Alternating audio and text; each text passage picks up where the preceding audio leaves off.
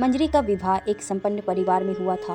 वह बहुत खुश थी क्योंकि वो एक निम्न मध्यम वर्गीय परिवार से थी, तो उसके लिए यह शादी किसी सपने के पूरे होने जैसी थी। वो अपने को बहुत किस्मत वाली मानती थी।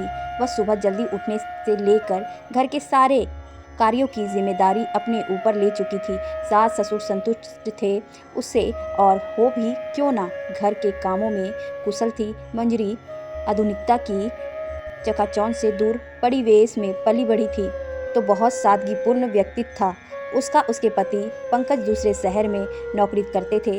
वो यदाकदा ही घर आते और अनमने से रहते, अपने माता पिता से भी ज़्यादा मतलब नहीं रखते थे।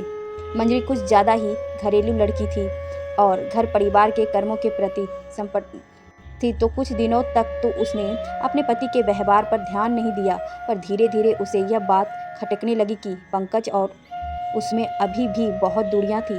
पंकज मंजरी को अपने साथ ले जाने का नाम तक नहीं लेते। वो मन मार कर रह जाती। मंजरी के पति ससुर उसके प्रति वात्सल्य रखते थे, पर सासू माँ का झुकाव बेटे की तरफ ज़्यादा था। हालांकि मंजरी दोनों के लिए बहुत सेवा भाव कर रखती थी, पर उसके निजी जीवन में बहुत रिक्तता थी। कुल मिलाकर मंजरी को अपना जीवन तब और कठिन दिखाई देने लगा जब उसे यह पता चला कि पंकज की शादी उसकी मर्जी के खिलाफ हुई है। वो किसी और को चाहते थे। इसी खींचातानी में 2 साल बीत गए। इस वक्त में मंजरी ने भरपूर कोशिश की अपने वैवाहिक जीवन को बचाने की, और कुछ हद तक वह सफल भी होने लगी थी। पंकज के व्यवहार में धीरे धीरे परिवर्तन आ रहा था। वो पत्नी के प्रति नरम हो रहे थे। उनका अतीत धूमिल पर रहा था। वो अपना वर्तमान में अपनानों को कदम बढ़ा रहे थे। उनके माता पिता लगातार पोता पोती की रट लगाकर बैठे थे। पंकज ने भी सोच लिया था, अब मंजरी के साथ परिवार बढ़ेगा तो सब ठीक हो जाएगा। बच्चों के साथ जिंदगी की गाड़ी पटरी आ जाएगी। पंकज को बच्चे बहुत पसंद थे, लेकिन कभी कभी जिंदगी भी इम्तिहान लेने की कमर कस लेती है, और ऐसी ही परीक्षा की घड़ी मंजरी के सामने हाथ पसार कर खड़ी थी। सास ससुर और पतिदेव अपने आंगन में नन्ही किलकारियां सुनने को आतुर थे, पर जाने क्यों मंजरी सहमी हुई थी। 1 साल बाद डॉक्टरों के यहाँ चक्कर लगाने शुरू हुई। पता चला कि मंजरी गर्भधारण ही नहीं कर सकती।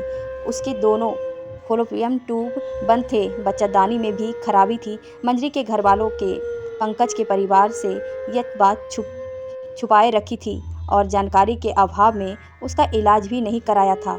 उनकी लापरवाही का खामियाजा आज मंजरी ने अपने जीवन को दांव पर लगाकर भुगतना कर रही थी। यह सच जानने के बाद पंकज को गहरा सदमा लगा। क्योंकि शादी ही बेमन से की थी, तो यह बहुत बड़ी वजह थी इस शादी को ना निभा पाने की। उधर मंजरी टूट सी गई थी। उसके माता पिता की लापरवाही से उसका जीवन नरक बन गया था। पंकज की माँ भी यह जानने के बाद कि उनका वंश आगे नहीं बढ़ेगा, बहू के खिलाफ हो चुकी थी। उन्होंने मंजरी के सामने से प्रस्ताव तक रखा कि हम अपने बेटे की दूसरी शादी करेंगे।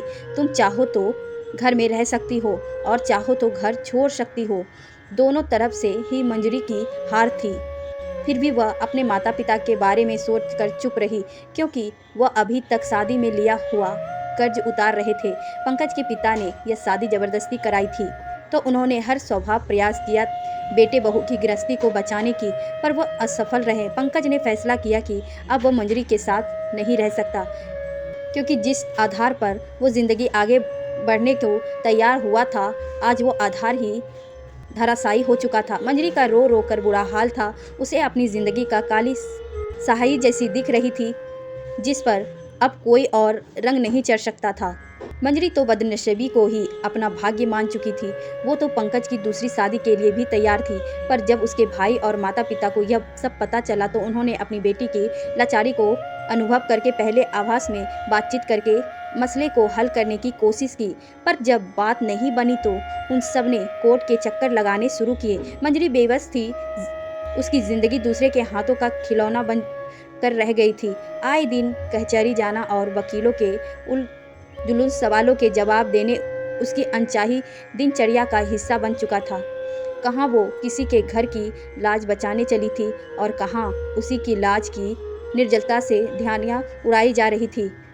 महीनों दौड़ भाग करने के बाद जब तलाक हो गया, तो कचहरी के बाहर ही उसका सामान पंकज से हुआ। पंकज ने नफरत से मुंह फेर लिया।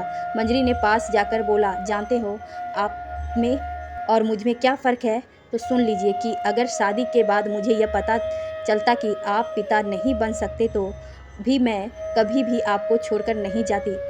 दुनिया शायद मुझे ही बांझ कहती, फिर भी मैं किसी से ना कह पाती कि कमी आप में है। मैं उसी कमी को अपनी किस्मत मान लेती और आपने भरे समाज में मेरी धज्जियां उड़ा के रख दी। हम बच्चा गोद भी ले सकते थे, आप मेरा इलाज भी करा के देख सकते थे, पर आपने मुझे 20 मंझादा में छोड़ने का फैसला किया। पर मेरी एक बात याद रखिएगा कि भविष्य में आप हर सुख सुविधा के परिपूर्ण हो सकते हैं, लेकिन कभी सुकून से नहीं जी पाएंगे। यह कहकर मंजरी अपने माता पिता के साथ चली गई। पंकज अपराध बोध लिए वही खड़ा रह गया, क्योंकि उसने तो प्रयास भी नहीं किया था मंजरी का इलाज कराने का, उसकी पीड़ा को समझने का, उसकी मनोदशा को पढ़ने का, उसके मन का दर्द बांटने का। आखिरकार पति होने के नाते इतना फर्ज तो उसका भी था। जीवन अपनी गति से चल रहा था। कुछ समय बाद पंकज ने शादी कर ली। इस बार जो पत्नी आई वो बस देखने में ही गोरी त्वचा की थी, मन से उतनी ही काली, या यूँ कहे कि स्वभाव में मंजरी के एकदम विपरीत। मंजरी की तेज आवाज़ आज तक किसी ने नहीं सुनी थी, और अब जो बहू आई थी वो बीच आंगन में खड़ी होकर सबकी इज्जत उतारती थी। उसने पंकज को औलाद का सुख तो दे दिया, पर और सारे सुखों से वंचित कर दिया। पंकज अपने आप को बड़ा सहायक महसूस करता जब अपने माँ का बाप की बेइज्जती होते देखता और हर वक्त लड़ाई झगड़े में उलझा रहता। दूसरी पत्नी की वजह से आए दिन लड़ाई झगड़ा और गाली गलौज उसके जीवन का हिस्सा बन चुकी थी। उसको पहले दिन से ही अपनी पत्नी से सम्मान नहीं मिला, भावनात्मक संबल नहीं मिला। आज वो मंजरी के एकाकीपन की पीड़ा को महसूस कर पा रहा था। उसकी आत्मा उसको कचोट रही थी कि ये सारी मानसिक प्रताड़नाएं उसको उस सहनशीलता की प्रतिमूर्ति को बिखरने देने के कारण ही मिल रही है। आज पंकज के बच्चे जरूर थे, पर उसका सुख चैन, घर की शांति, बुजुर्ग माता पिता की संतुष्टि, उसका आत्मविश्वास, उसका सुकून, उसके पति होने का सम्मानित एहसास, घर का एक एक कोना मंजरी को ढूंढ रहे थे। और शायद पंकज को यह एहसास हो गया था कि मंजरी शायद वाकई में किस्मत वाली थी जो इस भावनाहीन परिवार से उसका संबंध टूट गया। ये परिवार और पंकज स्वयं मंजरी के योग्य नहीं था। सच ही कहा गया कि जो आप दूसरों को देते हैं प्रकृति आपको वही लौटाती है। अपना किया हुआ लौट कर जरूर आता है, तो क्यों ना कुछ अच्छा ही किया जाए। क्यों ना हम किसी के लिए छोटी सी सही पर खुशी की वजह बन सके कि दुख की